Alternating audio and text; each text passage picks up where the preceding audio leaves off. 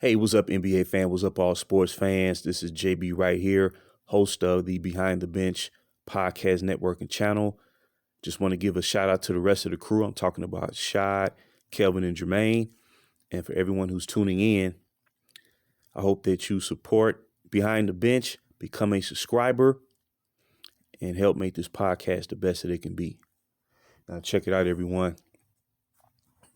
I want to talk about NBA expansion. In particular, turning back the clock to the 1990s. And as today's sports commentary will have it, they're trying to convince the new generation of basketball fans, or even the fans who grew up watching the NBA during those years, that regarding Michael Jordan and Scottie Pippen in the Chicago Bulls dynasty and winning 6 championships that decade, including 2 three-peats, that their run was a byproduct of expansion taking place and the league being watered down. It sounds good in theory. It sounds good as they continue to try to emphasize that notion. But when you really pull back the layers and really study the landscape of the NBA during that time, first of all, the NBA has expanded from the 1960s through the 70s, the NBA-ABA merger, where more teams were added during the 70s. With the merger of the NBA and ABA during any time during the NBA's existence. So are we going to discredit every champion that won a title during the 70s? The league continued to expand in the 80s. We don't discredit those teams that won the championship in that decade, and that was considered the golden age of the NBA. Well, first of all, there's a lot of misnomers, and that's why I wanted to show, in particular, these 4 teams that were part of that expansion effort, and it did not start during the Bulls championship run when they won their first title in 1991. Actually, number one, when a league expands and adds additional teams throughout the league, that means that the league is growing, is prospering. And no other decade experienced that level of prosperity like the 80s. You know, the fan support was at an all-time high. Just the momentum that led to the 90s and the NBA beginning to reach a global audience. It all was spearheaded by the success of the 80s. As a result, we had the Charlotte Hornets, the Miami Heat, that was introduced to the league after the 1987-88 season. These 2 teams were added during the Detroit Pistons' first championship run. And then the next year you had the 89-90 expansion when the Orlando Magic and the Minnesota Timberwolves were founded. Now, that's the first historical account that needs to be verified. Then logic would tell you, now this is before the wave of the influx of high school players that really started to make its presence known by the mid-1990s.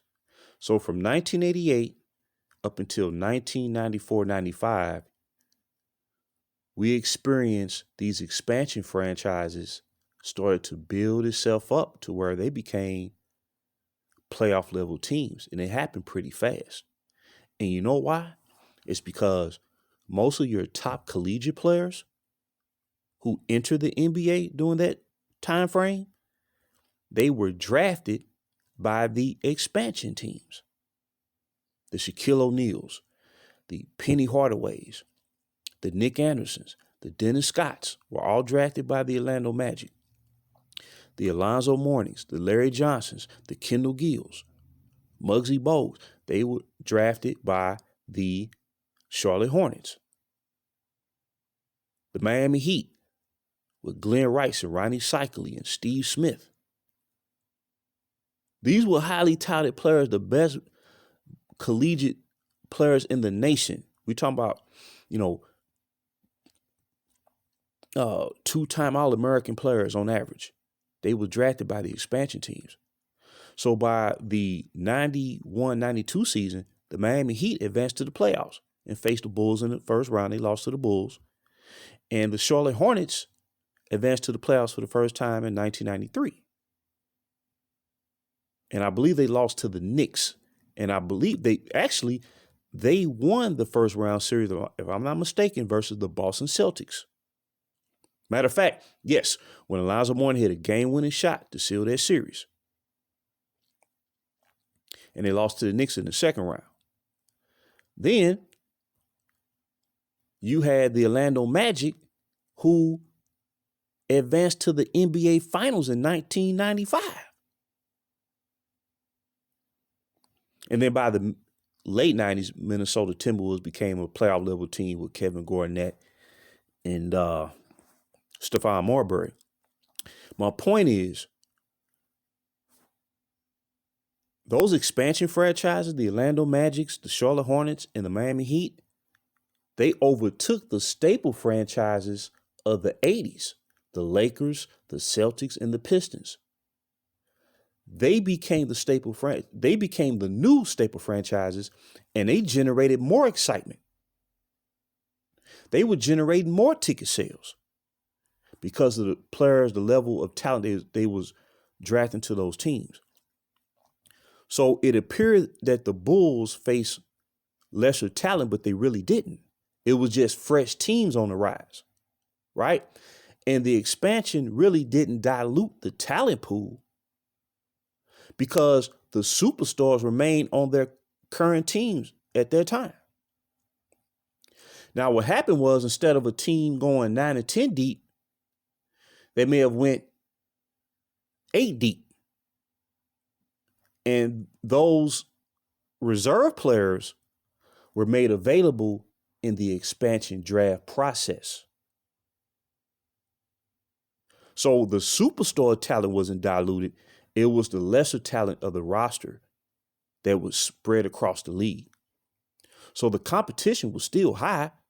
I mean, come playoff time, the Chicago Bulls or whoever was considered the top teams, they still had to face the elite competition come postseason. So when they try to discredit Michael Jordan's success, they're not really being honest with their audience. They're trying to distort history, try to prove a point, and try to discredit the fact that man went 6-0 in championship play. So we're talking about the Orlando Magic finalists within 5-6 years of their existence. The Miami Heat, by 1996, they was winning 61 games. Charlotte Hornets were like a 50-game winner on average, 48 to 50 wins. And as I said, the Minnesota Timberwolves started to experience playoff, recognition by the late 90s. So I've been wanting to talk about this for a while, and I will talk about this again down the line. But the fact of the matter is, the expansion actually elevated the league. It did not water down the league. It elevated the league. So that's what made Michael Jordan's success even more profound, because each and every year you had a new challenger you had to face, along with the main rivals such as the Knicks and the Cleveland Cavaliers and teams like that he had to face, the Indiana Pacers. At the end of the day, he beat everybody who was presented in front of him, and he did it in resounding fashion. Nobody could beat him in a best 4 out of 7 series. And they're trying to discredit him because he is undefeated in championship play. So I just want to drop that real quick. This is JB right here. And until next time, BTB behind the bench.